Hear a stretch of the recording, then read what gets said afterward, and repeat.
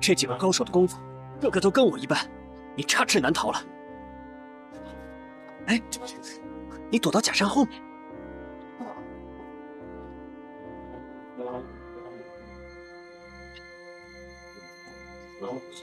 啊！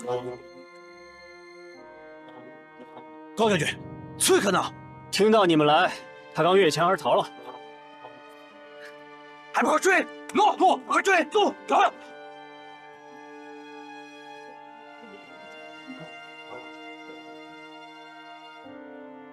快点！快！快！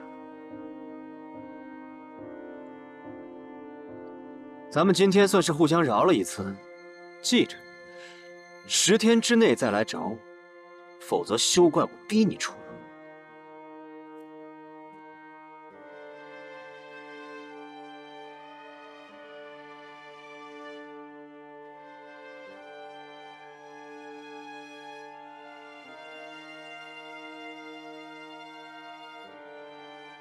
高则800里送来急报，说他已经跟赵安之子赵过面了，估计10天之内就会将剑拿到手。对，只要拿到倚天剑和青钢剑，哼，这帮诸侯反贼便师出无名。哼，太师才是皇上托付江山社稷之人。那帮诸侯反贼哪里会等到我10天？再把800里急报给高则。 命令他在5天之内务必拿到剑。诺，义父。那帮反贼聚集的怎么样了？他们号称有18路诸侯要汇报，实则现在到达洛阳东郊的才不过5、6个。曹操、袁绍也到了洛阳东郊，他们2个还没到。只要曹操和袁绍没到，其他的都是小毛贼，成不了气候。 这一点我已经想到了，我正在想办法迟缓袁绍和曹操到达洛阳东郊的行程，为咱们寻找2柄护国神器争取时间。撤！太师，撤！温侯800里指令，限令我们5天之内务必找回青钢剑和倚天剑。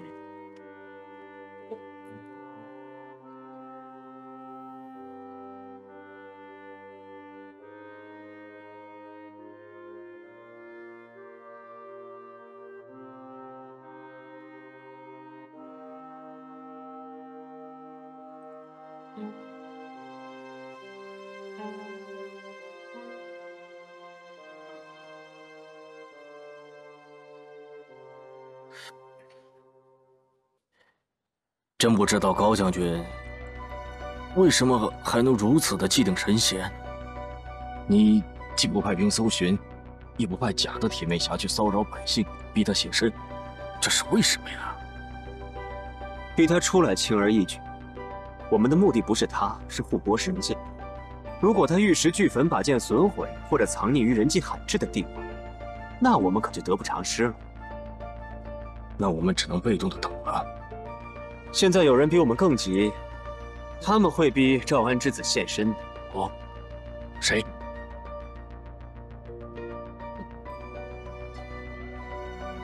啊，又有人击鼓鸣冤了。看来这个代理县令又得去审案了。好，这盘棋晚上接着下。事事如棋局，要想全盘皆赢，就得循序渐进。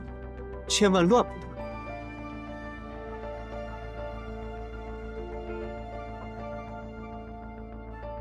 边城，你说咱们怎么才能够让师叔露出后背上的刀疤，和咱们相认？办法我是有啊，但是我不知道这招行不行。这个节骨眼，无论什么办法都要试一试。一会儿吃饭的时候，见机行事。哎，好。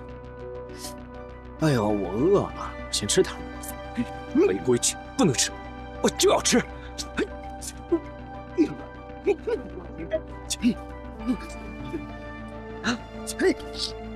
还吃不吃了？我不吃了。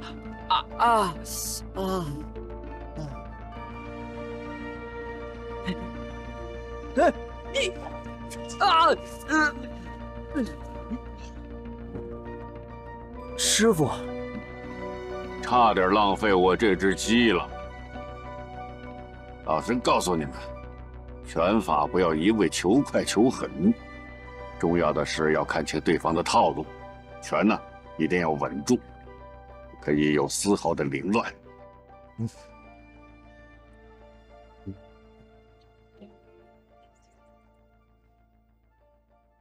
哎，师傅，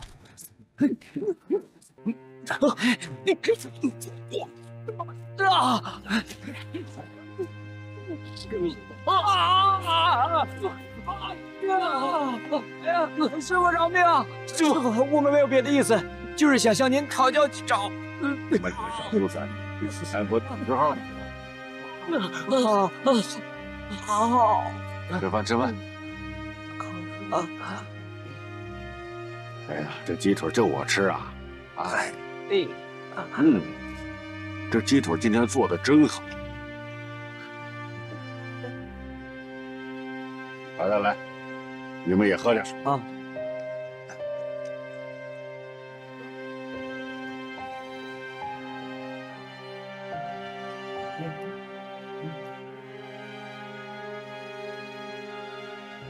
大人，这个女子是我的嫂子，整天风流成性，和外面的野汉子勾勾搭搭。我哥他是个瘸子，性格又很木讷，根本就不敢管他。昨夜我哥家里失火，他说我哥是被烧死的，我不信。我能莫名其妙就死？大人，我哥一定是被这个贱人杀死的，然后又假造失火的伪象，来这瞒天过海。大人，你可一定要替我做主啊！大人，昨天夜里，你是否跟你丈夫在一起？在。如果真是偶然起火，为何你逃出火海，却不管你丈夫？大人，我是冤枉的。我丈夫是个瘸子，我好几次努力想把他扶出去，可是我扶不动。我跟他还有一个6岁的孩子，我必须先把孩子救出去，回头再找人救他。可是那个时候房子都已经烧塌了，我这个小叔子一直图谋我家财产很久了。我丈夫一死，他就想以这个罪名嫁祸于我，把我们孤儿寡母都给赶出去。大人，你一定要替我们伸冤呐！大人，家里都在我这儿，你说可以的，是吗？为人我都不去。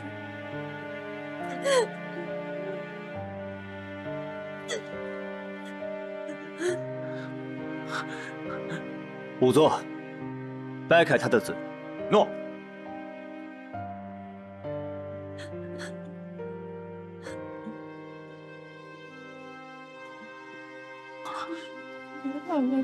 就那样，多吓人啊！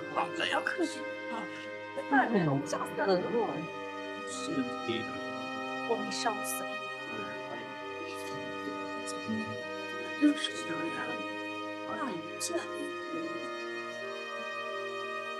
来人呐，在。你带2个人去市场上买2头猪，一头杀死，一头牢牢捆住，将他们一起关在废弃的草屋内，然后焚毁。诺。等一下。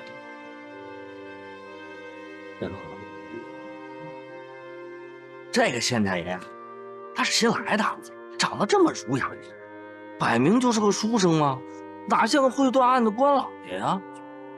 此杀人焚尸案并不难破，稍后便会有结果的。你们先退到旁边吧。谢大人。谁还有冤屈？哎，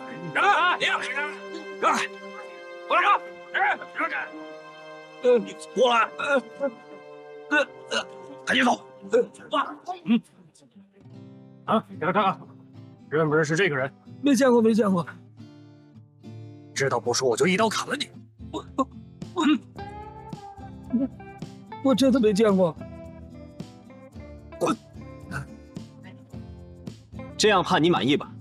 没问题的话就下去吧。谢谢青天大老爷，谢谢青天大老爷为民妇伸冤了，谢谢。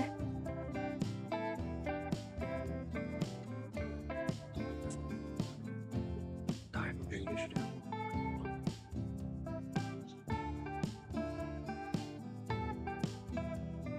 淫妇，你谋害亲夫，还不认罪伏法？大人，难道连大人都不心疼我们孤儿寡母，冤枉我们吗？你少装可怜了。你谋害亲夫，然后纵火焚尸，以为这样就能毁尸灭迹了吗？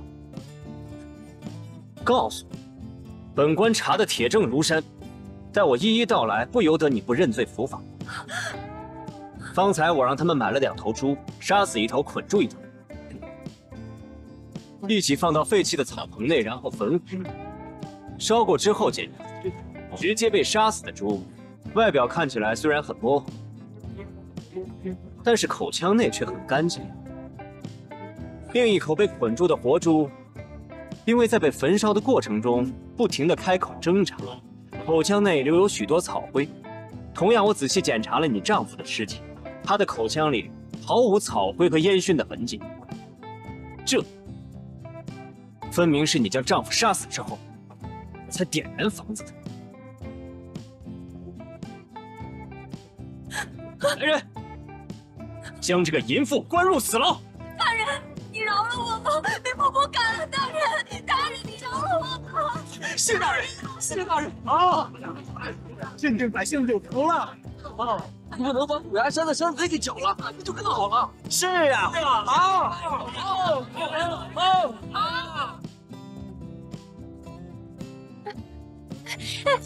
我的钱袋，把钱还我！哎，二哥，刚才呀，我已经问清楚了，衙役说新来的县令前2天和这铁面侠交过手。哎，你说这个县令会不会知道这个铁面侠的下落？对，找县令。喽，看样这铁面侠马上就要露出他的真面目。好。哎呀，胳膊疼死了，抬都抬不起来了。切，现在知道胳膊疼了，让你天天想见那飞燕姑娘，活该。我想见飞燕，不是吗？那我还不是为……你们2个能不能不斗嘴？说正事。晴儿，那个高泽断案如神吗？我亲眼所见。这种对手最难缠，想要斗赢他，必须得弄明白他下一步棋到底怎么出。哎，我已城防部署，我是这么安排的：4个城门我都已经安排了足够的兵力，尤其是这里，还有这里，你看这样可以吗？高将军，外面有人要见你。谁呀？我。他就是虎牙山的2寨铁龙峰，这几年我跟他交过很多次手。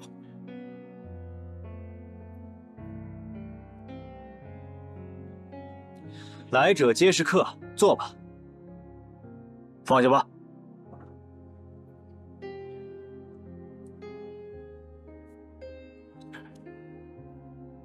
这10年来，常山郡真定县8任县令，5个让我给杀了。不知道您是属于哪一类的？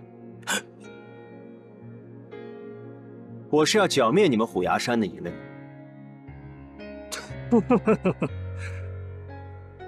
好大的口气啊！你们官兵加上衙役不过100人，我们虎牙山兵马过千，就凭你？好了，我不跟你做口舌之争。这里面有你想知道的东西，其他的我便无可奉告了。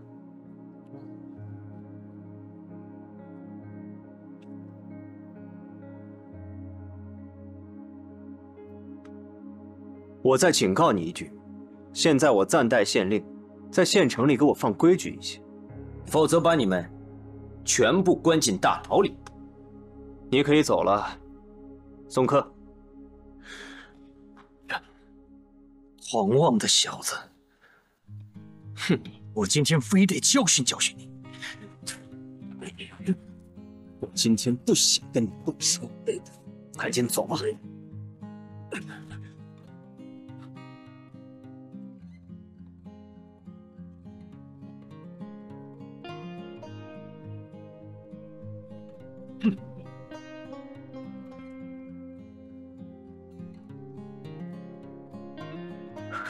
将军，您说的那部活棋，原来就是他们。这部活棋如果走好了，不但青钢剑可得，倚天剑也可得。倚天剑，从来没出现过呀。不必心急，这出好戏刚刚开场，你就慢慢看吧。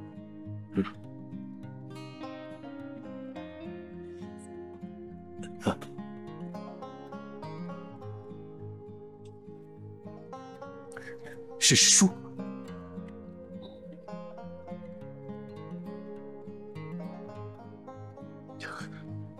等等！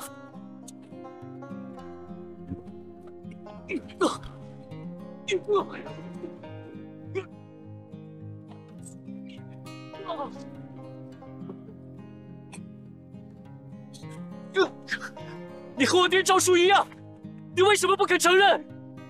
现在官贼勾结，危机四伏，为何视而无睹？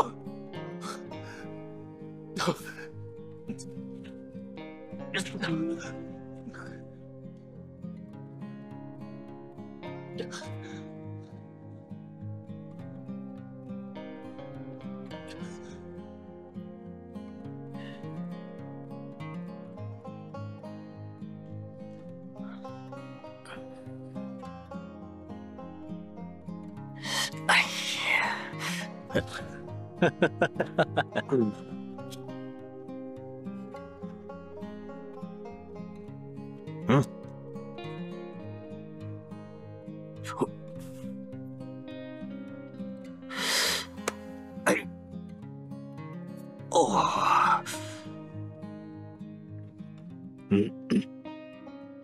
将军，我们现在越逼越紧，会不会把赵安之子给逼跑了呀？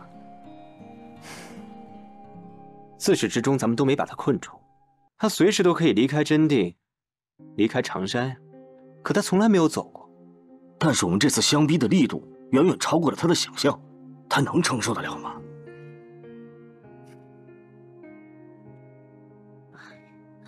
光是一个高泽已经够难应付了，现在他又跟山贼勾结在一起，这逼得我们是没有路可以走了呀。师叔也真是的，咱们处在这么危险的环境之中，3天2头被官兵搜，被山贼打，图的是什么？无非就是想找到他嘛。结果呢，人找到了，可是他又死活不相认。要我看，这个师叔不认也罢了。哥，你说什么呢？师叔躲在一旁自己逍遥快活，任凭咱们3个去面对一个又一个的危险，而又无动于衷。难道非要咱们非死即伤了，他才肯出头露面吗？师叔到底安的什么心呢？燕城，不可胡说。我说的是事实啊！我天天被这个怪老头折磨的，我都快疯了。一切的错都在我，找师叔，托付青钢剑，这都应该是我一个人的事，我何必牵扯你们2个？一切都怪我，我错了。燕城，明天你走了。走？你让我去哪儿？现在赵家庄已经变成了一片废墟和瓦砾了，我哪里还有家？我去哪儿啊？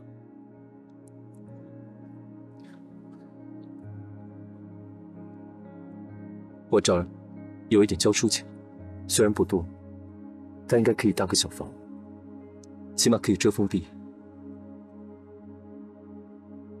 赵子龙，你什么意思？你这是在撵我吗？哥，我不想再拖累你。你已经拖累了。哥，你说什么呢？你们两个能不能冷静一下？你们俩说话也太难听了，尤其是你。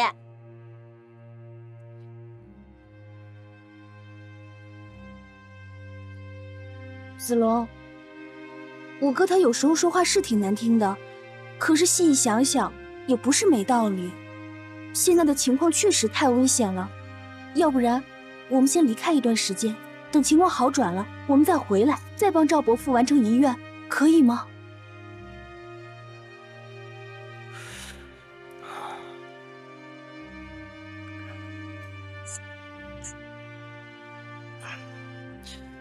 这步棋你可想好了？如果落不好，此局必输无疑。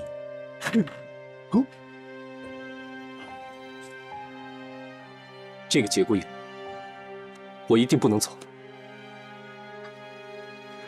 我们现在不是说走了就不回来了，只是让你暂时避一避，这你都不愿意吗？我走以后，官兵一定会屠杀百姓。高泽此番来到长山，就是为了2柄神剑而来。我如果走了，师叔手里的倚天剑可就危险了，所以我还不能走。难道你不走，就能保得住青钢剑和倚天剑吗？就能保得住真定的百姓吗？尽人事，信天命。只要我赵子龙还活着，就不可能坐视不管。我就知道你会这么说。那既然是这样，那我也不走，我陪着你。嘿嘿。晴儿，你给我过来。干嘛？干嘛？咱俩刚才不是说好了吗？一个人唱黑脸，一个人唱白脸，想法子把子龙劝走。你怎么能临时变卦呢？不是我临时变卦啊，你看看他，你看他这个样子，这黑脸白脸的对他来说有用吗？根本就没用嘛，是吧？嘿嘿。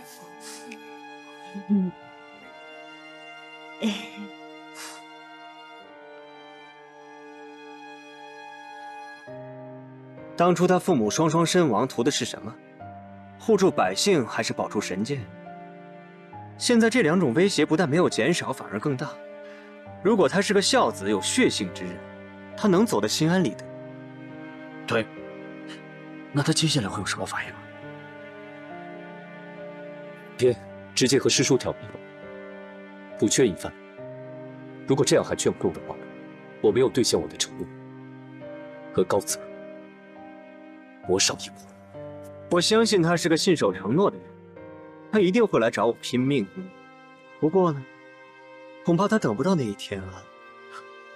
哦，我终于明白将军的意思了。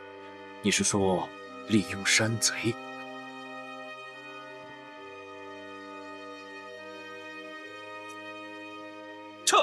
去！大哥，高泽那小子说，当初赵安夫妇身亡的时候，全村的百姓都已经逃散了，现在赵家庄是空无一人，一片废墟。所以这小子的真实身份，难道官府也无从查起？唉，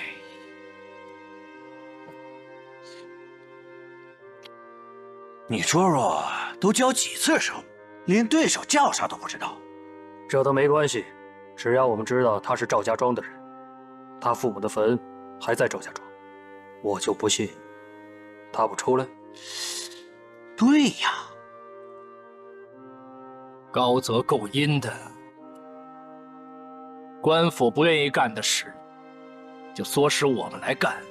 行，这个坏人就由我们来当，我们只想杀了那小子。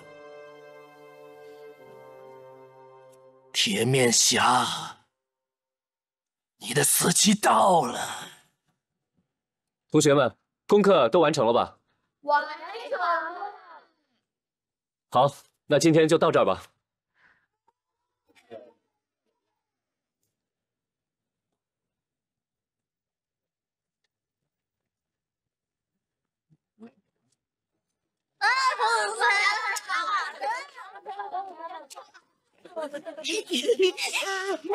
哎呀，好了好了，我求饶，我求饶，我求饶。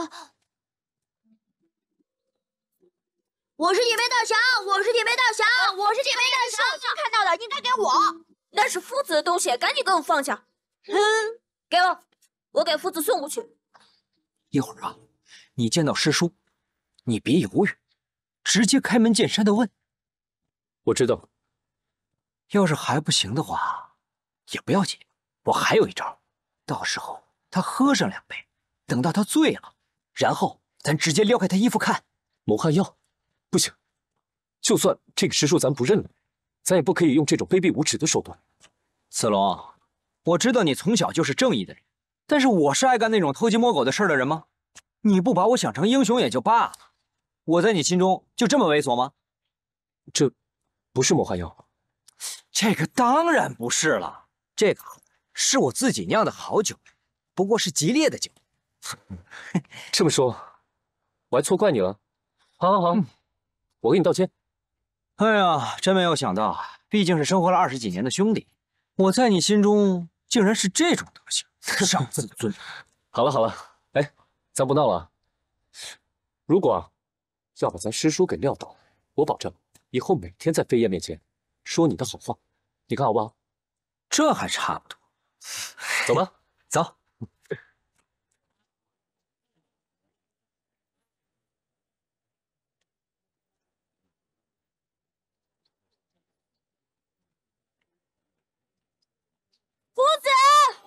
夫子，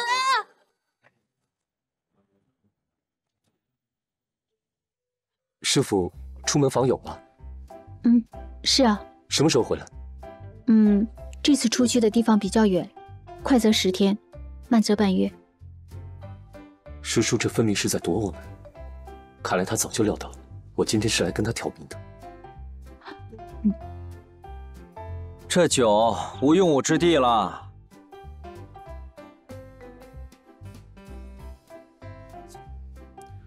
知道了。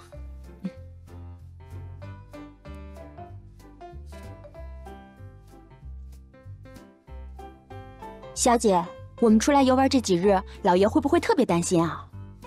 担心是肯定的，但我留了书信说要去幽州找我的师姐公孙宝月，料想我爹不至于特别忧心，毕竟这几年我也独自往返过幽州几次。那为何要半路折往真定啊？因为高泽县就在真定县，我爹做梦都想不到咱俩会堵在这儿。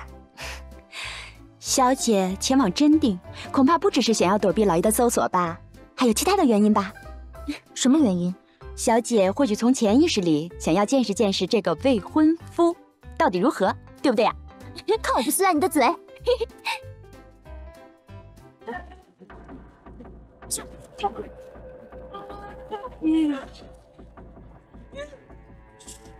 啊！有小儿哭，快去！说，这个铁面罩到底是谁的？再不说我打死你！我小虎子绝不把夫子出卖给这个坏蛋，我要假装吓昏来拖延时间，让夫子来救我。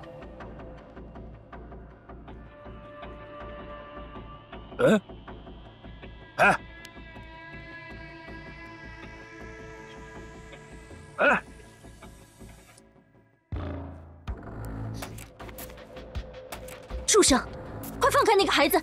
哪儿来的臭娘们儿？关你虎牙山五爷的事，看你是活得不耐烦了吧？原来是山贼，那就更加该杀！快让那个孩子吸2口。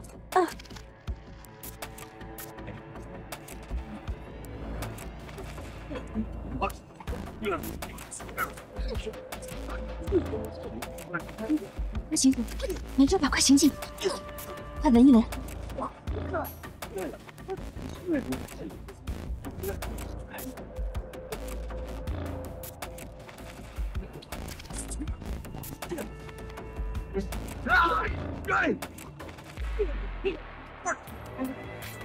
看来庄人这招全管用，真有人救你。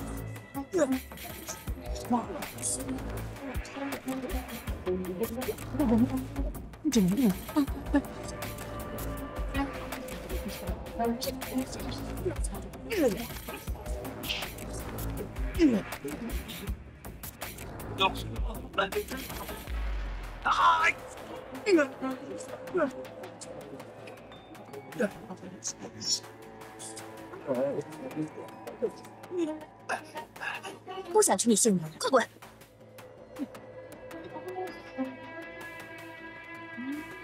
你等着！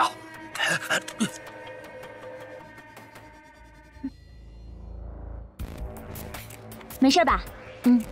小孩人呢？这儿呢。啊！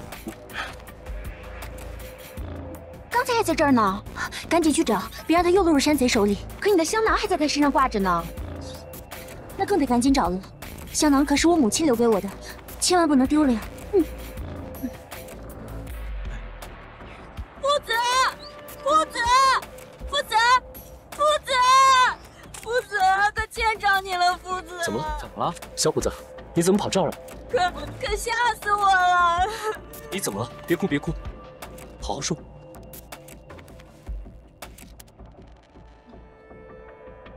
夫子，他们刚才就是在这儿救的我。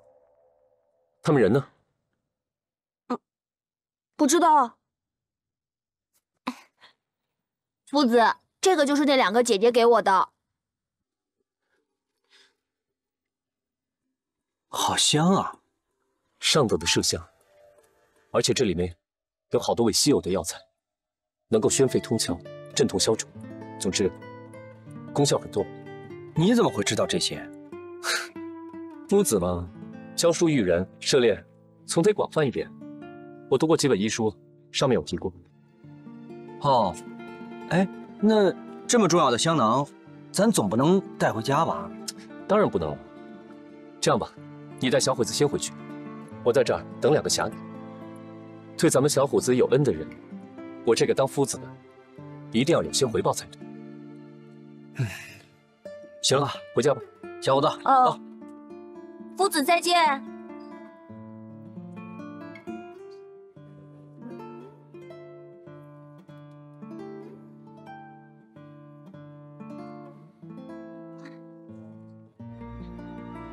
哎，算了，别找了，咱们找不到那个小孩，估计山贼就更找不到了。我想他应该不至于再落入山贼的手里了。小孩应该没事了。可是小姐，你的香囊，那可是夫人留下唯一的遗物。唉，麝香香囊虽然很贵重，而且又是我娘给我留下的，但它终究是个东西，是个身外之物。咱们救下了那孩子，区区香囊又算什么？小姐，你还真够境界的。反正丢都丢了，找也找不回来了，宽慰自己总是可以的。我们走吧。好。贴这儿，贴这儿。哎，什么呀？乡亲们呐，乡亲们，告诉大家一个好消息！好消息！谁要是知道那个铁面侠藏在哪儿，就第一时间告诉咱们，虎牙山定会重重有赏，重重有赏！哎，如果知道了，还有谁知情不报，一定会将其走吧，啊，走。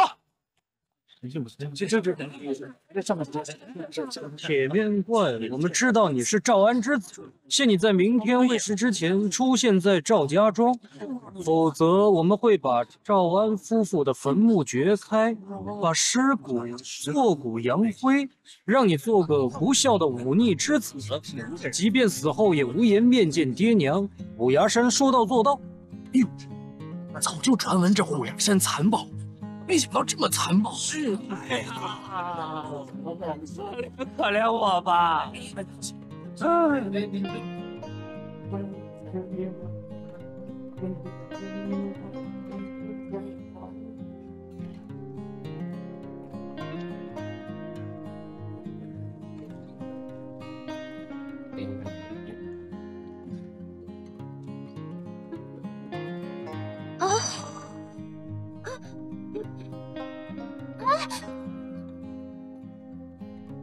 小玉，你干嘛？快回来！一定是看到他最爱吃的小松鼠了。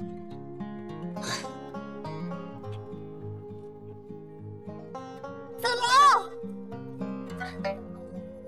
子龙，行，子龙，我告诉你，出大事了！子龙，我跟你说，你要做好心理准备啊！事情是这样子的，我今天去那边看到一个告示，那上面说让你明天出现在赵家庄，如果你不出现，就把你父母的坟墓挖开，还要挫骨扬灰，让你做个不孝子孙。看着真高，看着相貌，应该是这个人呐。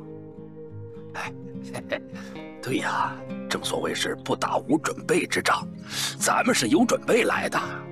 画像，嘿嘿。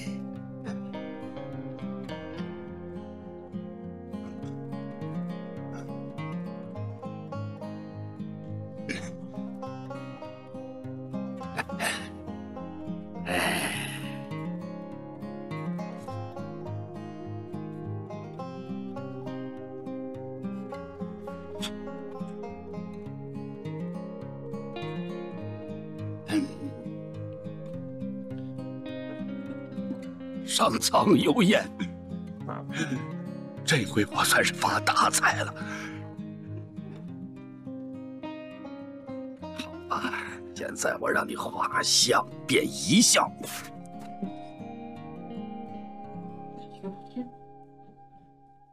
还不行，你说就我这么高的身手，万一失手打死了他，这回去怎么向债主交代呀？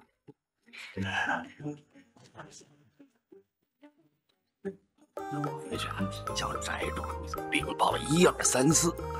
对，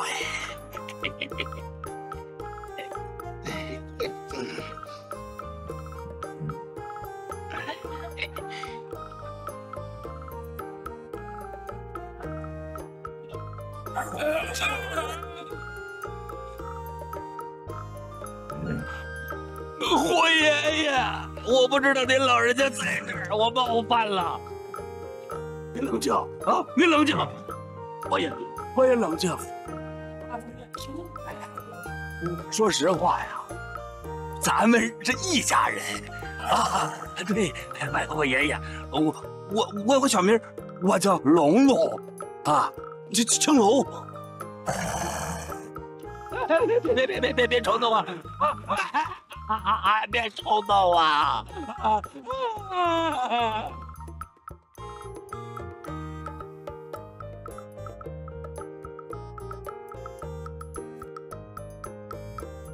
小玉怎么还不回来？不会是遇到更大的动物，或者被人给抓走了？那我们今天可真有些倒霉，丢了香囊，又丢了小玉。别胡说，小玉机灵着呢，怎么会丢？那我们还等吗？天色马上就黑了，要不咱们上去喊喊吧？好。我没想干什么呀，我饶了我吧！饶了。您这是？哎呦，您这是？我这啊，哎呀，没事儿，这是我们家养的白虎，它不吃人的。你们家还养这花样？请问您是？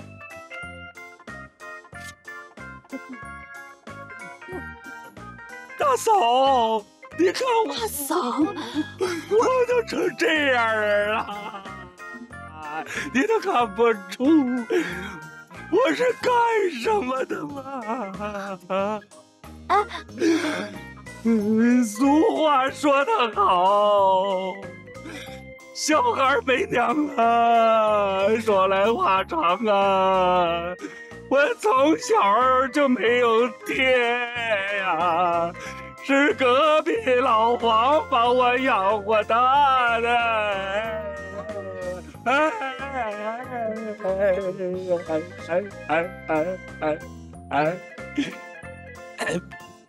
大嫂啊，我是一个要饭的，你知道吗？我现在这么胖，我是几天要不到，没吃的东西，我是饿得浮肿啊！我走到这儿吧，我是想歇歇，谁知道碰见你们家这白祖宗了，他要吃我！不会的，不会的，他不会吃人的。是这样，如果说你几天没有吃东西，在这儿吧，您又怕他的话，要不然您换个地方休息，行吗？那你这白爷爷他就没事，你先边上去，别吓着老人家了，赶紧的。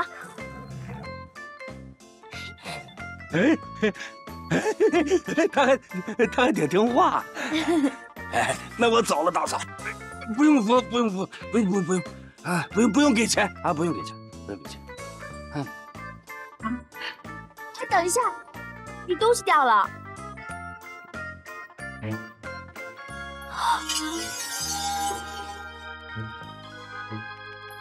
你是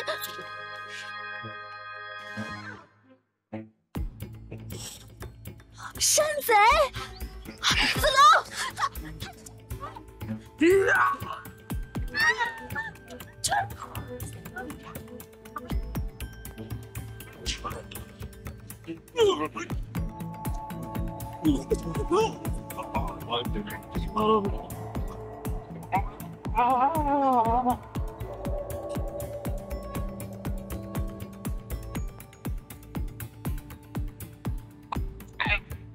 我的牙呀！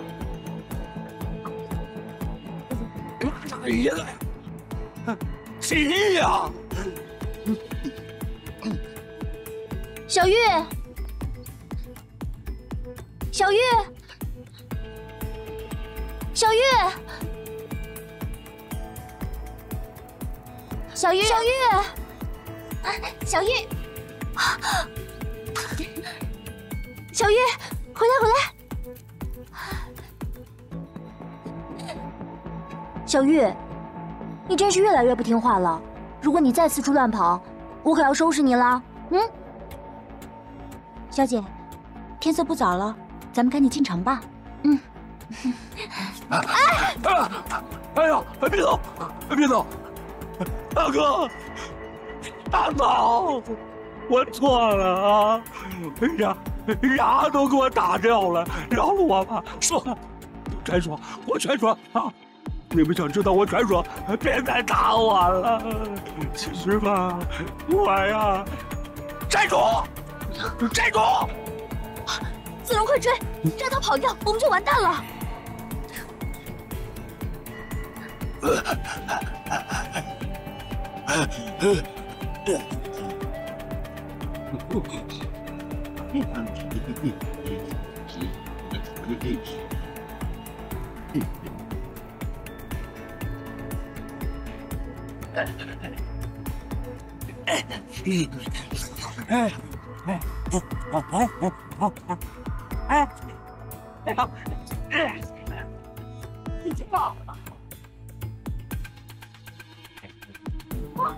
小姐，我干嘛？放下我的马！走。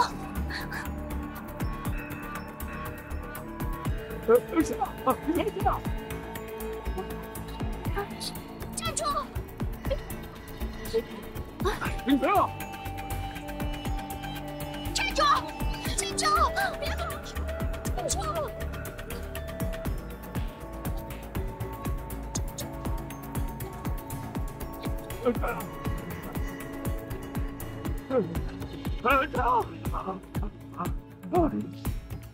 这条又跟上了，快去！快走啊！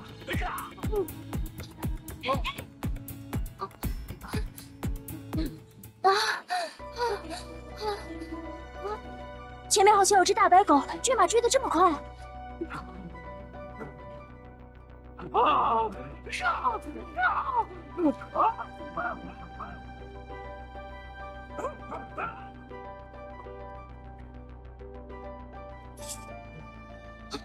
不是大白狗，原来是只大老虎！赶紧往回跑吧！啊！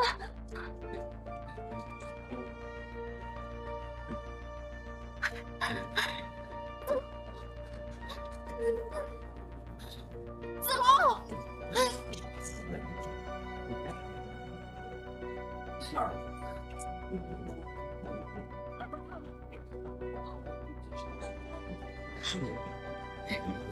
子龙！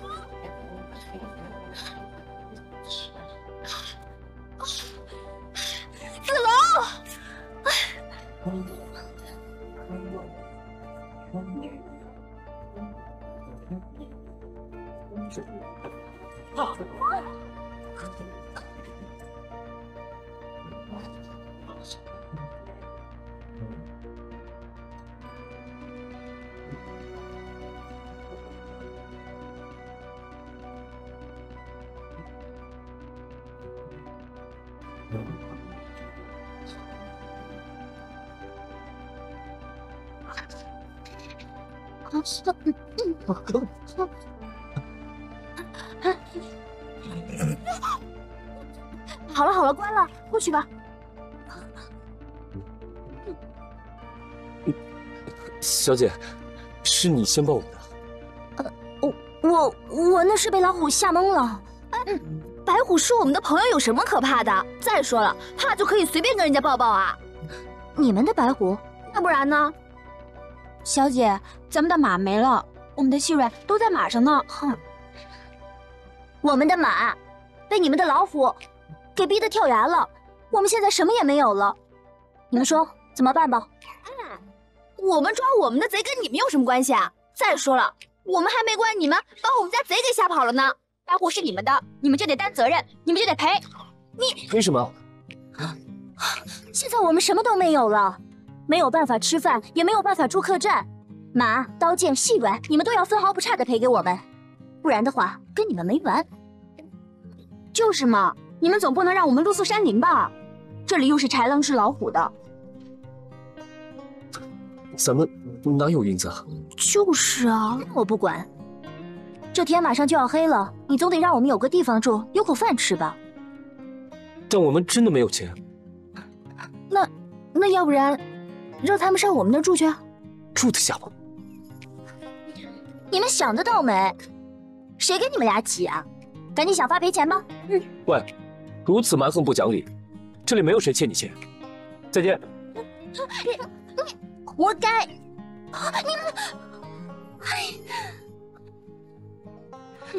小姐，怎么办？我们绝对不能这么便宜了他。跟上，看来得跟他纠缠到底了。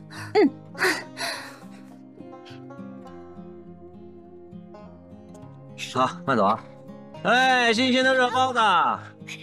老板，来3个包子。好的。哇，健康啊！真香。哇，好吃吗？香。你不嫌烫啊？好吃。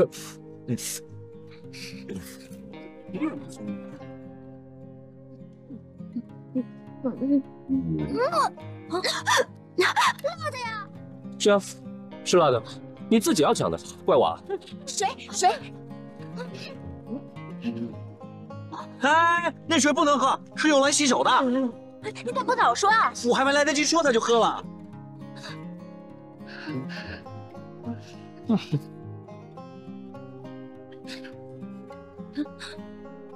我馋定你了。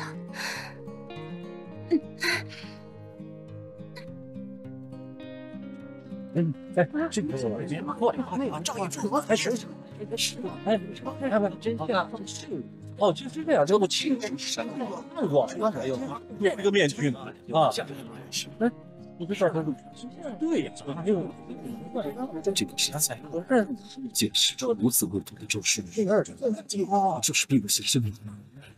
赵子龙发誓，这里定将让全数剿灭，还百姓一个安宁。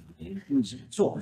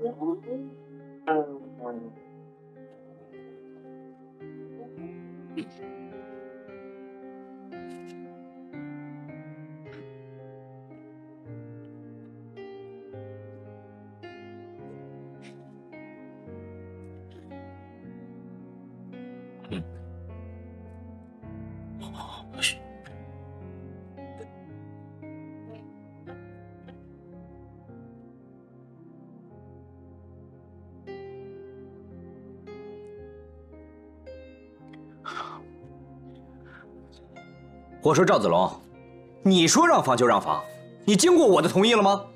好人都让你给做了。哎，你看那房子，四处漏风，咱俩能住吗？不住也得住。你有钱赔给人家吗？他们到底是什么人呢？这么厉害？啊，他们是土匪啊，还是青面獠牙的鬼差啊？不许咒我们家小姐，你才是青面獠牙的鬼差呢！就凭你这句话，这鸠占鹊巢是站定了，本小姐还常住下去不走了呢。哎呀，瞧我这嘴，失言了，你们尽管住。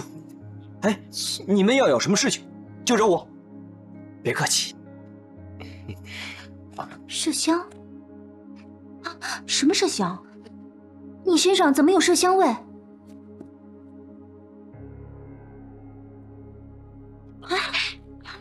你的香囊，是我的香囊。哎，怎么成你的了？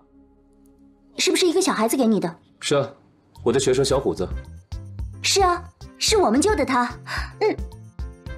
哦，原来是你们呀。谢谢。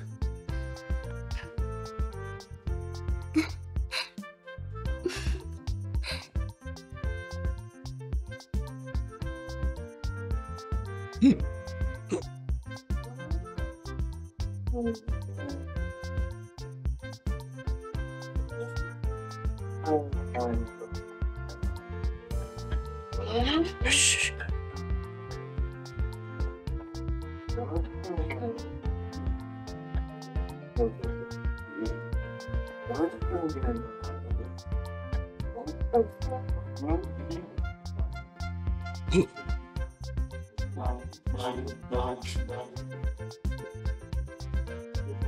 螳螂捕蝉，黄雀在后。天命所定，你终究是逃不掉的。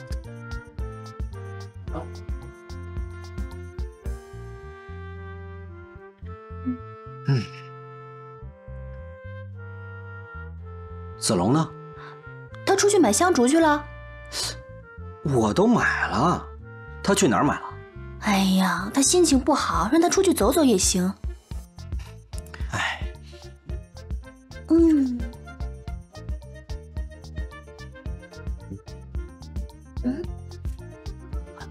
我的酒，我这一坛子好酒，就让你给糟蹋了。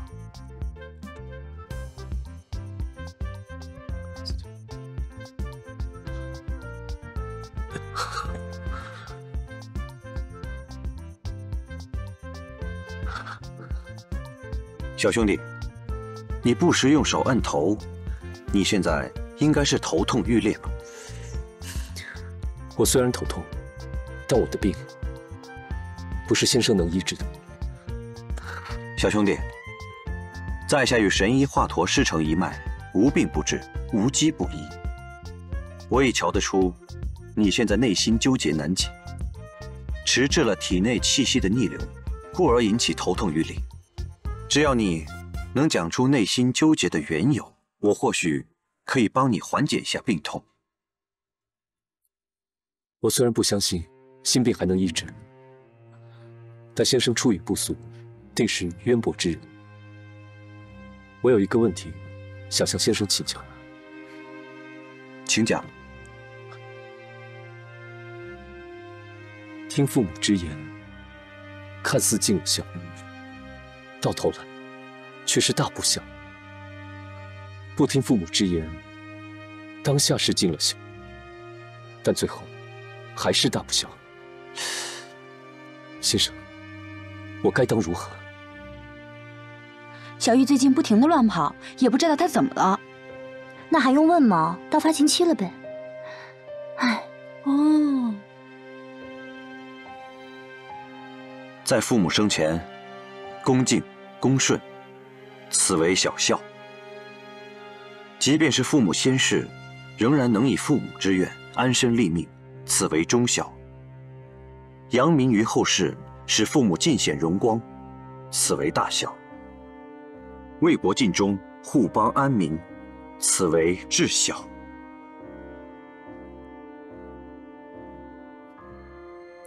身体发肤受之父母，不可随意毁伤自己的身体。好好活着，这是一切孝的源头。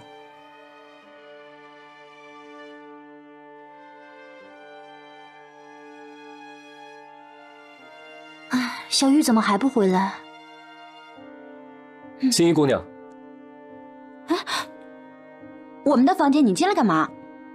我有一个东西要送给你。一码归一码，告诉你啊，别指望小恩小惠就能抵消掉欠我的债。你的意思，我送你的小东西，你不要了？小东西，自己留着吧。哦，哎，小家伙，小家伙，你家主人不要你了，以后跟着我混吧，啊！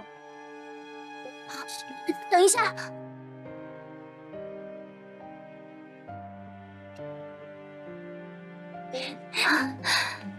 你可要好好的看着他，刚才在我们房间偷喝了我们的酒，要不是我恰好碰到，他呀，早被剥皮了。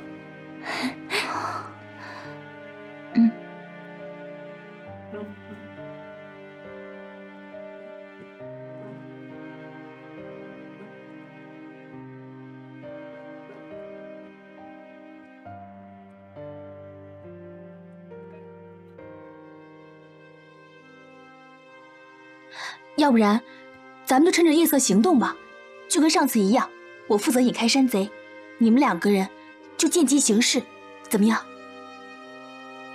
山贼没有那么容易上当，这次人数众多，非要置我于死地才肯放手。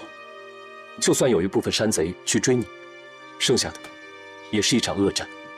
这样一来，没有丝毫的胜算。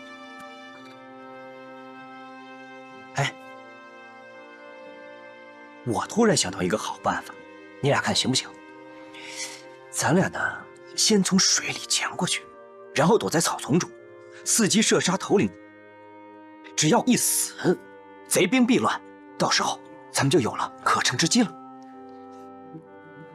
看似周密，实则便不可信。姑且不说贼兵是否在河边安排了人手，就算咱俩安然地躲到草丛里，想要再上岸是不可能的。你可知道，这条河距离我爹娘的坟茔有100丈之遥。咱们既没有强弓硬弩，手劲儿也是一般，即便一箭射中，力道早已消失殆尽，根本不足以致命。这样只会变本加厉，愈加疯狂。那我们怎么办呢？